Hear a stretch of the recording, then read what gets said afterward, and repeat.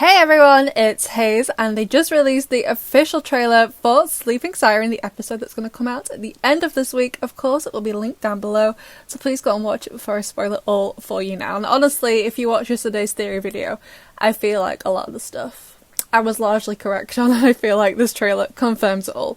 So the trailer opens with Undyne at school. She seems to be minding her own business. People are coming in, and she sees Kim jogging. Why is everyone taking up jogging this season? He is with two people I don't think we know. One was on a scooter, one who has bright blonde Draco Malfoy hair. Undyne sees her boyfriend. She's like, great, I'll go up and say hi to him.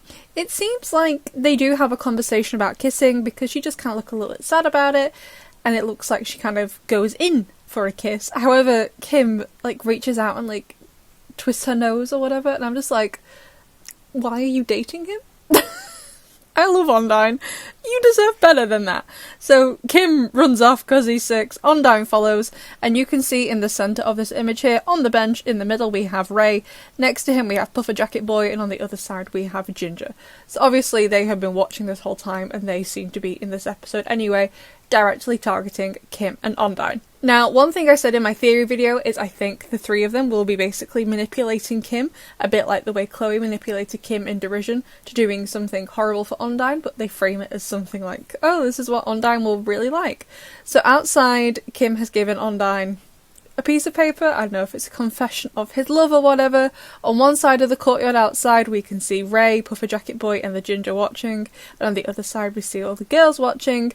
But whatever it is, this really hurts Undyne's feelings. Kim doesn't care, he thinks it's funny.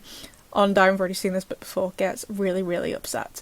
So then she gets akumatized, Paris floods, and we see Ladybug and Cat Noir eat the magic macarons, magic camembert to power up, and we get some of the sequence for the aqua power up, and we also get to see them swimming underwater. We've seen this bit before where Kim is being chased by one of the shark guards and Aqua Dragonbug saves him. But then we get the shot of all the heroes who are going to be involved in this episode, and it looks like pretty much all of them, to be honest. Just off the top of my head, I know obviously Alex isn't there, Luca isn't there, neither is Argos or Ivan. But otherwise, it seems everyone else is there. Why Ladybug left those ones out, I'm not sure. It seems like she gives them instructions, they all leave.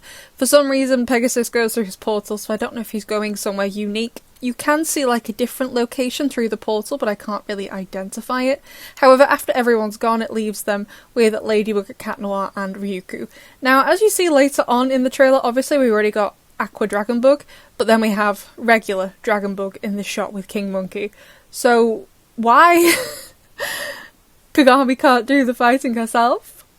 That's a great question. I don't know the answer. I don't know if this is just how Marinette is being this season, where she obviously wants more control. That's completely fine, but Kagami's more than capable. So it seems even though Kagami comes to the fight, Kagami's not allowed in the fight. So then we get some of Kim's transformation sequence, can't wait to see that. And then we have some of the fights. We have Cat Noir and Ladybug. I think they're in the same location, although I am a little bit confused about what this location could be. I'm torn between two places. I partially think it could be the pool. However, this section where you see King Monkey and Dragonbug on the floor, there would be the pool there. So I think it's possibly that, I always forget the name of it. It's the big, it looks like a massive greenhouse. It's the big place where they have the fight at the end of Mr. Pigeon. It's where Style Queen is set in that thing, where they have the fashion show. I always forget the name of it. Is it possibly in there? I don't know. We then get, and I don't actually think this is Undyne, a water sculpture of what she looks like akumatized. And then we see an akumatized Undyne as Siren swimming towards her, I guess a bit like her throne room basically, with this massive clamshell in the middle. Now these stairs, Paris has changed quite a bit in the new season with all the new animation and stuff, so I'm not actually sure where this is.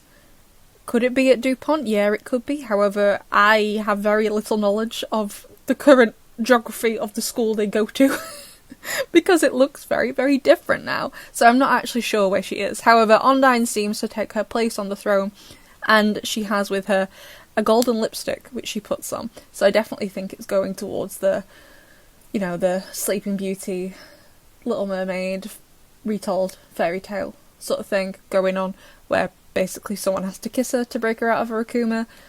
But honestly, I'm not sure I'm a big fan of that idea. And then the trailer ends seeing Undyne's Akuma sequence, although weirdly, she's wearing her swimming suit in the Akuma sequence, and I really thought she'd be wearing her civilian outfit, the dress that she's been wearing, because it seems like she gets akumatized at school, so I don't think she got changed. Well, maybe she does, maybe she gets changed before she gets akumatized. But anyway, besties, that's the trailer broken down for you. I'd love to know what you think, and I will see you in the next one.